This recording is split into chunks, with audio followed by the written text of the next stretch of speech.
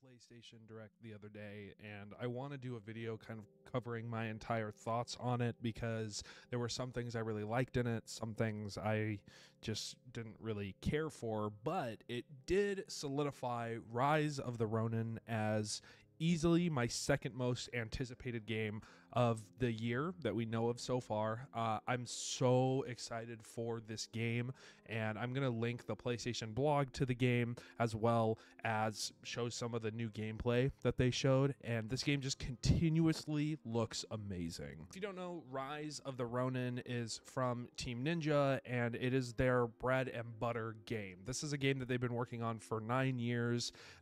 They've said at numerous occasions that this is pretty much like their life's work, and it looks like it, and you can tell it looks so much better than I initially thought it would. Basically, this game is Dark Souls meets Ghost of Tsushima, and you're probably wondering, like, Nate, Whikked, whatever you call me in your head, annoying dude who uploads videos way too infrequently, don't we already have a ninja-style Dark Souls game from Software themselves? And yes, I would say that we do, and even Team Ninja has released games very similar to a ninja-style, what's the word? A ninja-style Dark Souls, but this is a samurai Dark Souls game that takes it to another level, even past Ghost of Tsushima for me. Now, Ghost of Tsushima is easily probably the second best game to me that came out in the PlayStation 4 lifespan. I still think about that game to this day. It's one of the only games from that era that I replay constantly. I just love the game so much. It's gorgeous. The music is incredible. The entire game as a whole is actually just incredible. Ghost of Tsushima is easily the samurai game. People, when that game came out, were talking about how it's the best Assassin's Creed game that Ubisoft never made and all this other stuff, and I always agreed with that. But something for me is I'm a huge fan of Dark Souls style games, as well as games that I can play with my friends, not like massive multiplayer online games, but just a game that me and my best friend can throw on and just grind and play through the story together.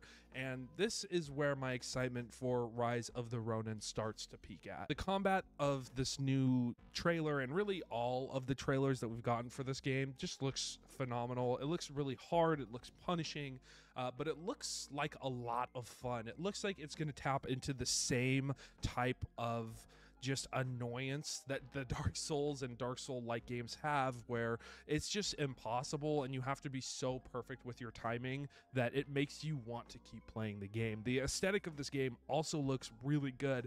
Obviously, it doesn't look the same as Ghost of Tsushima. I definitely get the vibe, like the inspiration from the art style, but I definitely don't like this one as much in terms of art style, but I still think it's really flipping good. I really like the grappling rope as well as like the makeshift wingsuit to kind of traverse the game. I think that's really cool. I think that it's going to help a lot with just kind of traveling, because they said that you're going to be able to cover like the entirety of 19th century Japan during its most dark days, which makes me so excited. I just can't express how ready I am to experience Japan again as a game setting. Obviously, a lot of games do it. Not a lot of games do it as well as Ghost of Tsushima did, and obviously I shouldn't be comparing this game to that because they're different genres of games, but I can't help it. It's just gonna always be in my brain, and this looks to do it in a different way than that game did it, which I'm very excited for. One of the big things on the PlayStation blog is the mention of player choice, and it seems like what they're trying to do with this game is really have the player impact how Rise of the Ronin's world and actions and story missions happen, and I'm really excited for this. It shows in the trailer